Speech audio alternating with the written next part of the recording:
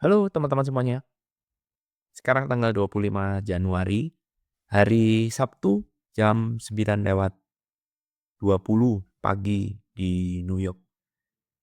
Kita bertemu kembali di Wealth Mastery.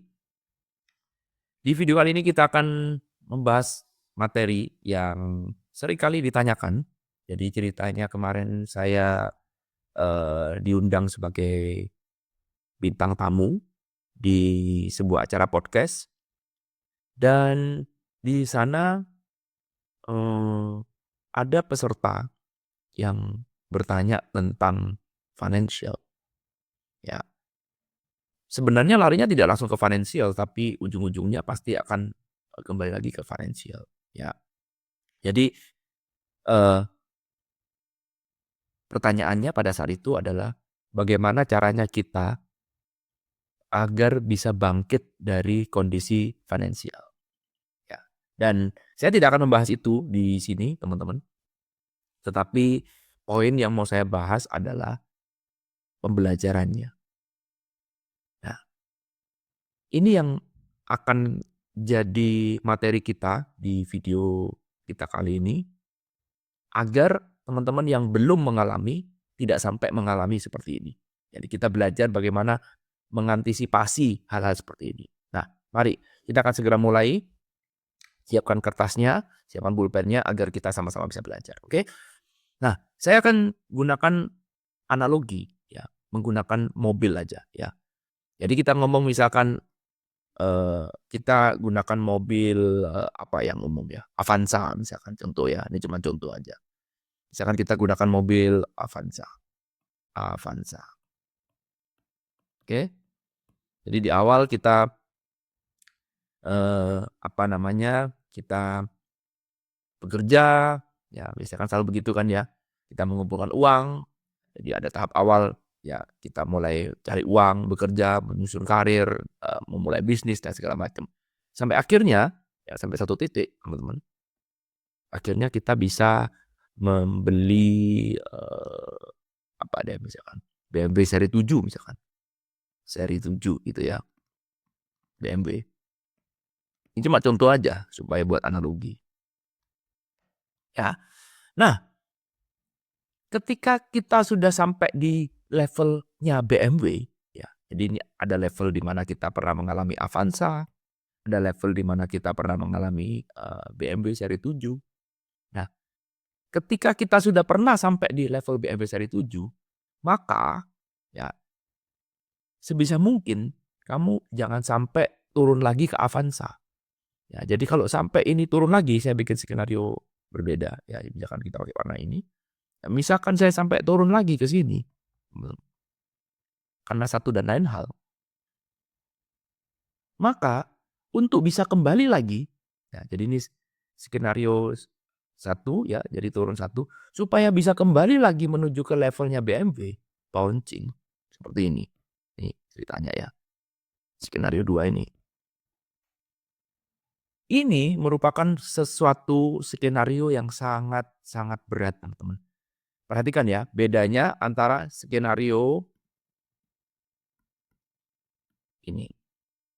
Jadi ada skenario 3, kalau Anda lihat di sini ini skenario 3, berarti Anda belum pernah punya BMW seri 7.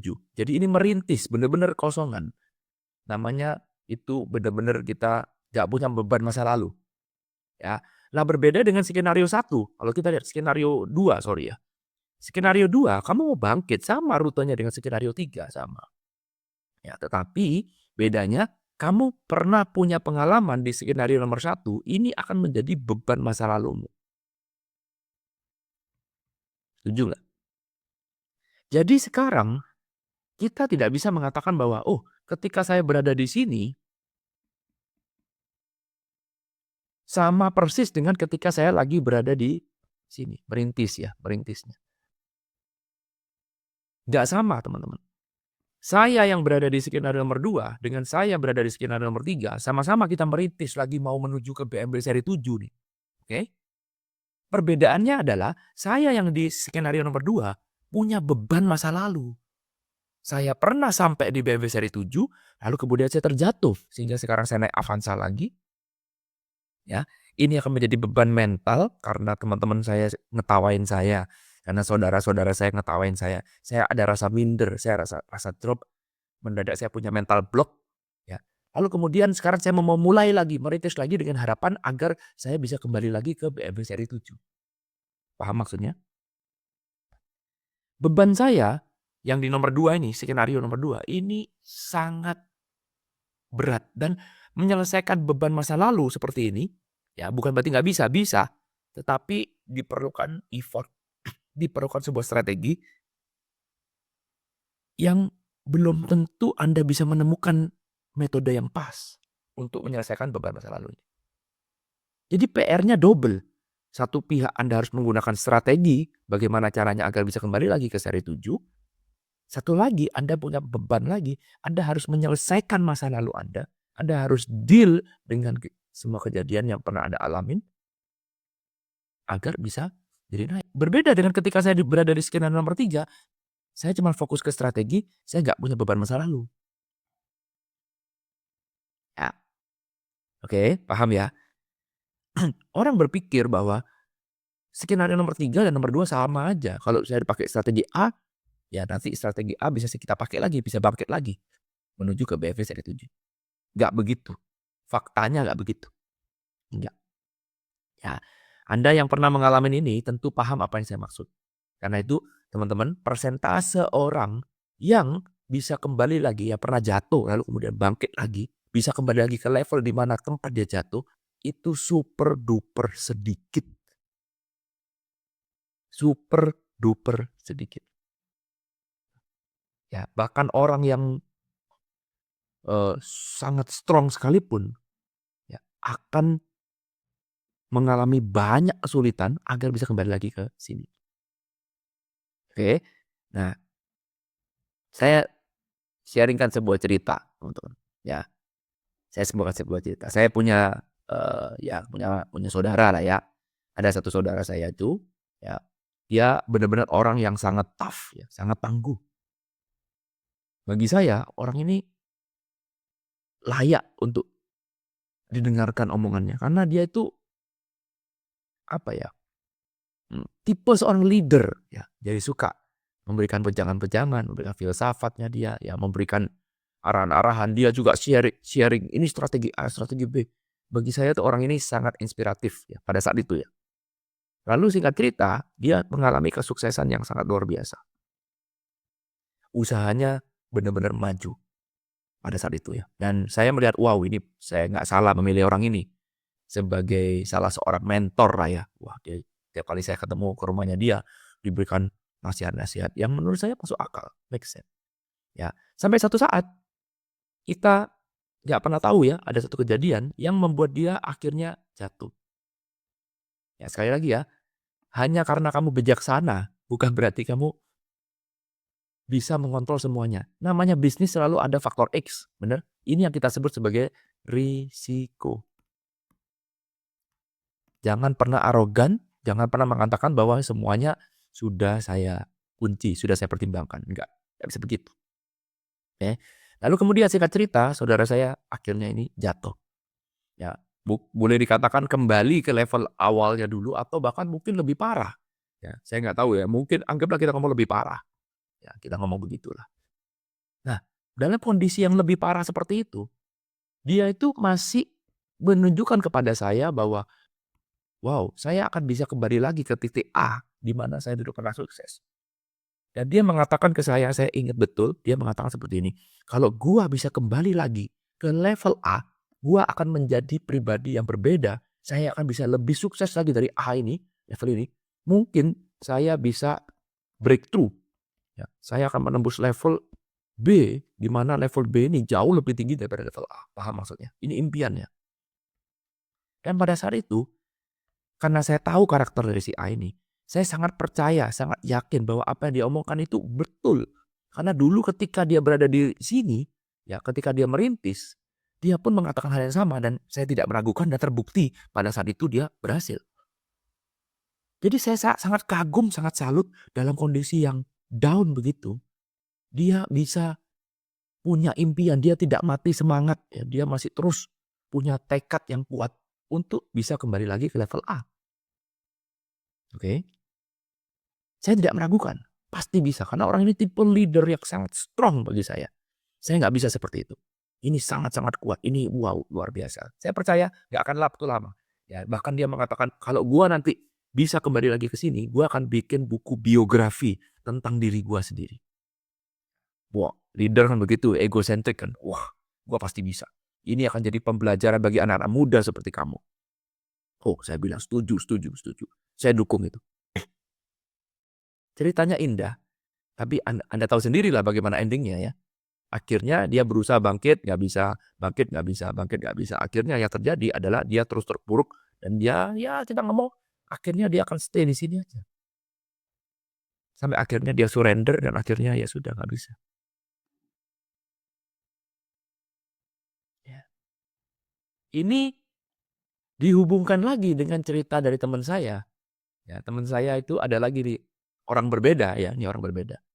Orang lebih tua, jauh lebih tua, bahkan usianya lebih tua daripada papa saya. Ya, dia mengatakan seperti ini. Lu dengar omongan saya. Ya.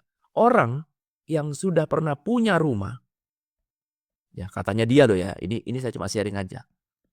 Orang yang sudah pernah punya rumah, lalu kemudian dia kontrak. Berarti kan ya pernah punya ya, beda ya. Kalau dengan orang kontrak tidak pernah punya rumah beda. Kalau pernah punya rumah, lalu kemudian dia ngontrak, maka selamanya dia tidak akan pernah punya rumah lagi. Buktikan rumus gua salah. Ya, ini polanya seiring dengan ini teman-teman. Polanya. Seiring dengan cerita ini, seiring dengan cerita ini. Sama kan polanya, perhatikan. Jadi kalau kamu sudah pernah punya BMW seri 7, lalu kemudian kamu turun sampai naik Avanza, maka selamanya kamu gak akan pernah punya BMW seri 7. Berbeda ya, kalau kamu belum pernah punya rumah. Kamu sekarang ngontrak, belum pernah punya rumah.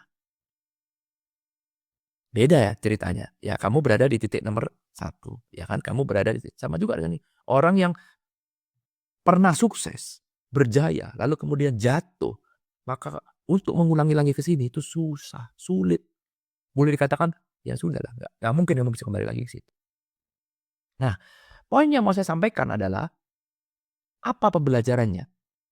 Ya, apa pembelajarannya? Saya yakin di sini teman-teman di sini masih banyak juga yang muda, yang belum pernah merasakan ini. Atau mungkin yang sekarang lagi berada di merintis di nomor 1. Lagi nothing tulus.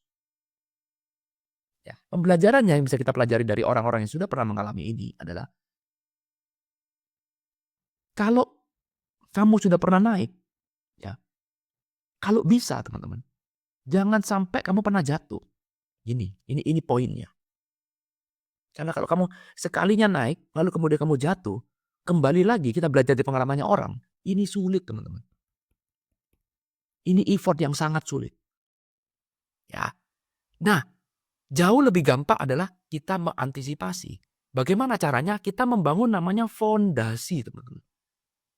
Inilah sebabnya kenapa saya anti sama get rich quick teman-teman.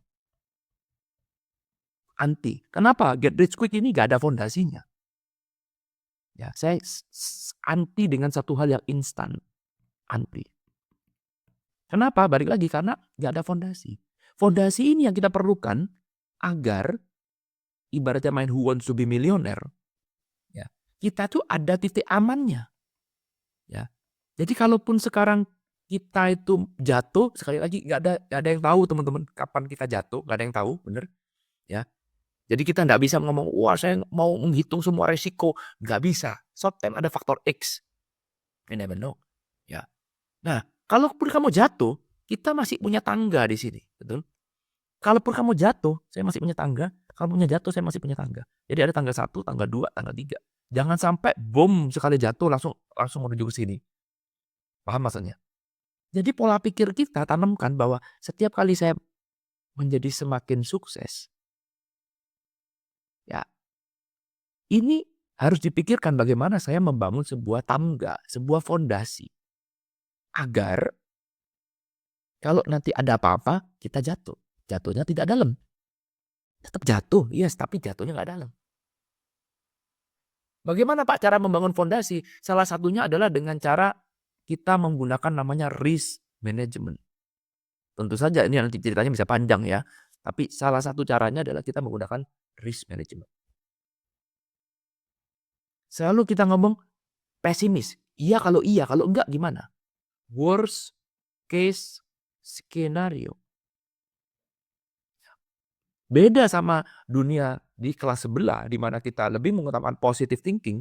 Kalau di dalam dunia finansial kita lebih negative thinking. Berpikir negatif.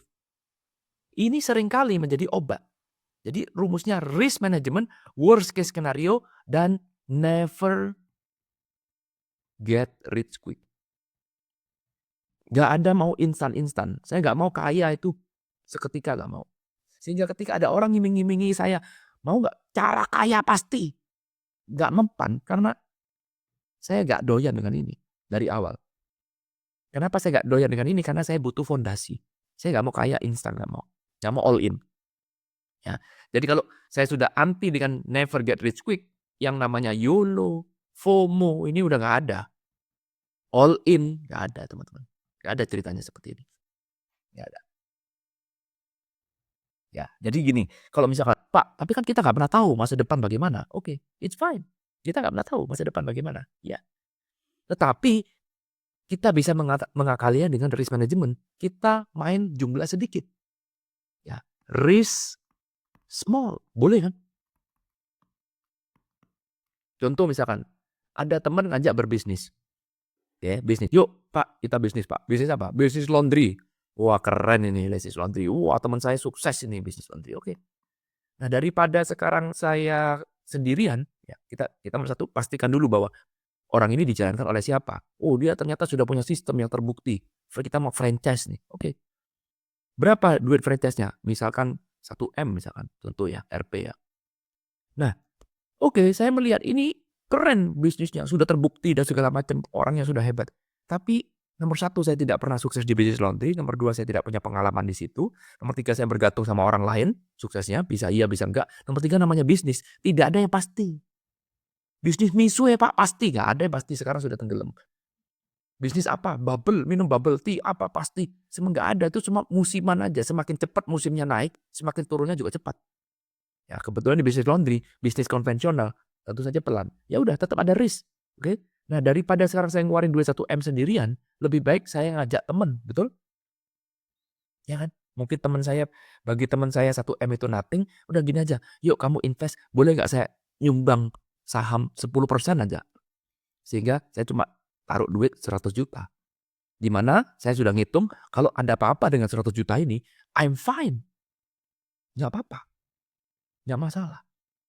Sehingga 900 jutanya diambil oleh teman saya, karena teman saya bagi dia nothing, 900 juta itu nothing. Ya udah, kalau kita gitu, kita berpartner, kita berbagi, tentu saja kita akan memanage resiko ini, tetapi kita sudah berpikir the worst case scenario. Kalau ternyata bisnis laundry saya habis, kita nggak tahu kan, tiba-tiba terjadi bencana alam, tiba-tiba kebakaran seperti di LA, tiba-tiba terjadi kerusuhan, perang, we never know.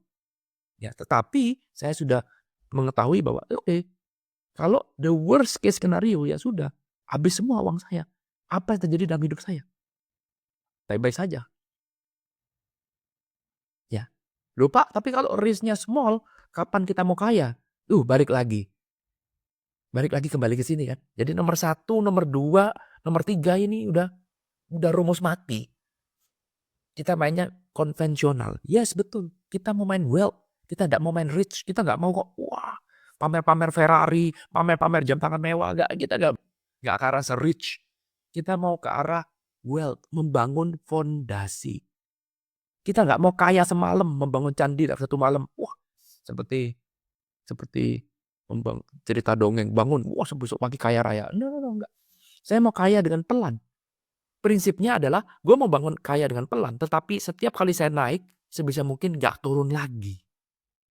Karena saya tahu nih, kalau saya sampai kejadian seperti ini, habis. Ini poin saya mengajarkan video ini sangat mahal teman-teman.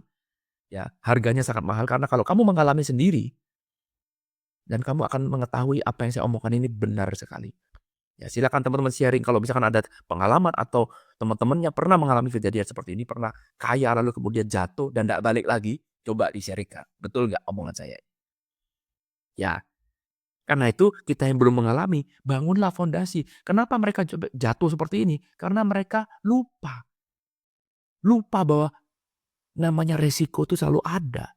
Bahwa sekali kamu kena resiko, kamu bisa kena semuanya. Itu ada, seperti itu. Karena lupa memanage resiko, karena terlalu confidence, wah ini kayaknya saya akan naik terus, gak akan pernah turun. Kayaknya saya akan sukses terus, gak akan pernah gagal. Ini rumus ini berlangsung terus, gak bisa. Bahkan kalau saya beli saham sekalipun, ya sama juga. Kita beli saham teman-teman.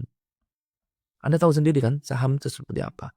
High risk. Ada nggak orang yang bisa prediksi saham akan naik akan turun? Nggak ada. Udahlah.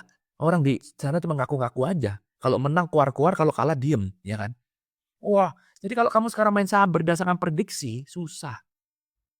Boleh nggak kita menganalisa? Boleh. Tentu saja kita perlu analisa. Kita analisa laporan keuangan dan segala macam. Tapi tetap aja ada resiko terburuk. Kalau tiba-tiba terjadi A, B, C, D, F, G, lalu kemudian sahamnya turun bagaimana? Pertanyaannya bagaimana kamu memanage resiko? Karena itu beli saham juga ada asuransinya. Kita beli asuransi teman-teman. Jadi kita beli saham, kita juga ada beli asuransi supaya kalau something bad happen, kerugian kita tetap ada tapi cuma di cover. Misalkan contoh ya, 1 tahun kerugian saya cuma 10%, that's it. Saya bayar asuransi, tentu saja saya bayar preminya. Tentu saja ini perlu skill, bener kan? Tetapi orang di luar sana membeli saham based on hope and pray, bener?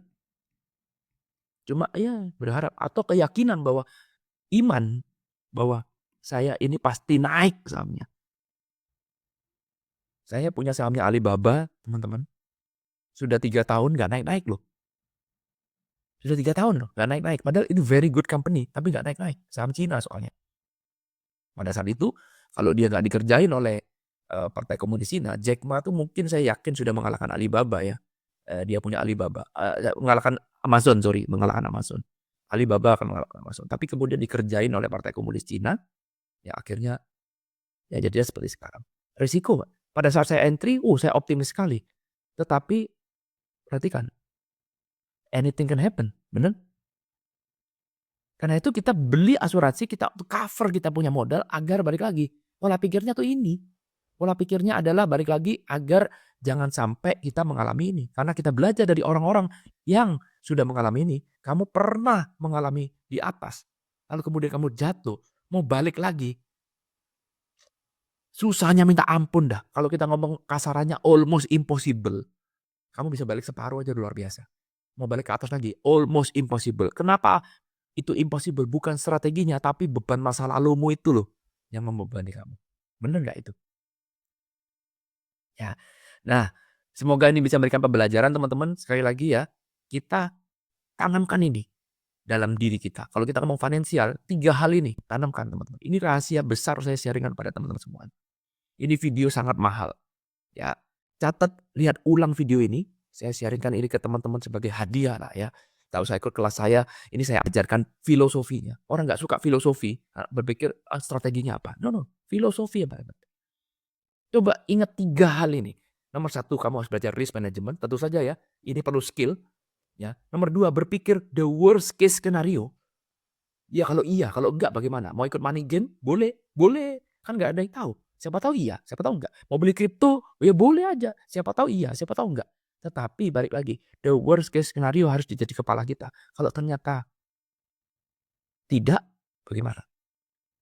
Yang terakhir adalah yang paling penting, ini penyakitnya orang modern adalah buang jauh-jauh dari get rich quick. Kalau kamu sudah tidak kepingin kaya dengan cepat, kamu nggak akan kena iming-iming orang di luar sana yang menawarkan indikator goib lah, strategi goib lah, uang goib lah, whatever lah ya, kripto goib lah.